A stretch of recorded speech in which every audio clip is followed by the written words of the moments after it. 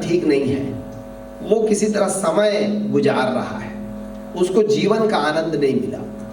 तो जीवन जीने की जो कला सिखाई जाती है उसको अनेक संतों ने अनेक अनेक नामों से पुकारा है, लेकिन आजकल उसका एक बड़ा प्रचलित नाम है, जीवन को जीने की कला जो है उसका नाम है सहज योग। इसके पहले कि मैं सहज योग क्या है आपको बताऊं, पहले ये बता देता हूं कि योग क्या है। असल में योग ही जीवन को जीने की कला है, लेकिन योग के नाम पर हम लोग आजकल देखते हैं जो साधारण प्रचलित शब्द है योग, उसका अर्थ लोग समझते हैं कि अभी देखे ना आपने वर्ल्ड योगा डे मनाते हैं, कौन सी तारीख को मनाते हैं? वर्ल्ड योगा डे, विश्व योग दिवस कब मनाते हैं? 21 जून, 21 जून को, है ना, 21 जून को विश्व योग दिवस। सारी दुनिया में योग करते हैं और योग के नाम पर आसन प्राणायाम यही करते हैं।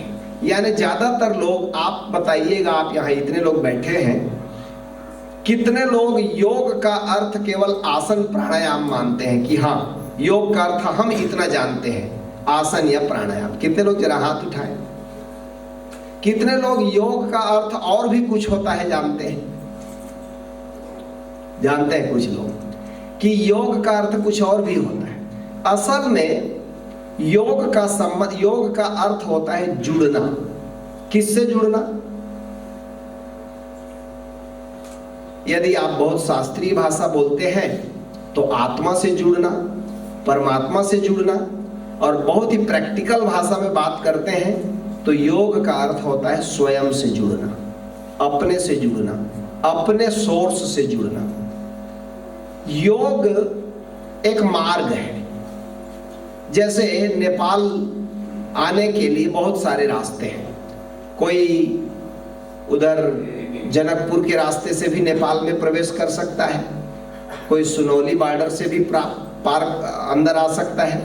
नेपाल में आने के कई रास्ते हैं।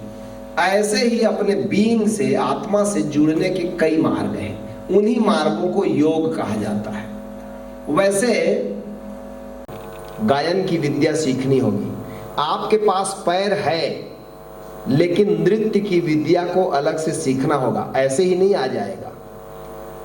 उंगलियां हैं लेकिन बजाना सीखना होगा, ढोलक, तबला, हारमोनियम, तब आप बजा पाएंगे। ऐसे ही जीवन को जीने की भी कला को सीखना पड़ता है।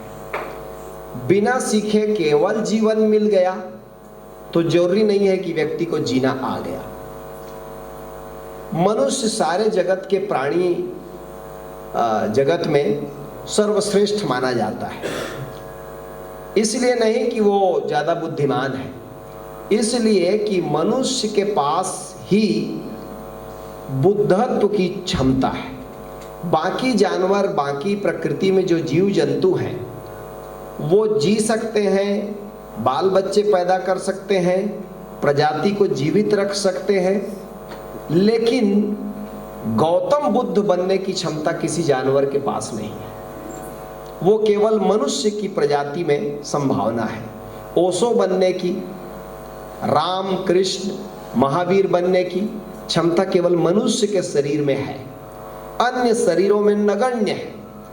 अपवाद स्वरूप कभी किसी ने आत्मा को जान लिया हो, ब्रह्म को जान लिया हो, ऐसा सुना देखा नहीं गया है। लेकिन मनुष्यों में अनेक उदाहरण ऐसे हैं जिनको हम कहते हैं भगवान। भगवान का मतलब वो इतने भाग्यवान हैं कि उन्होंने मनुष्य के शरीर में आकर अस्तित्व के उस परम रहस्य को भी महसूस किया।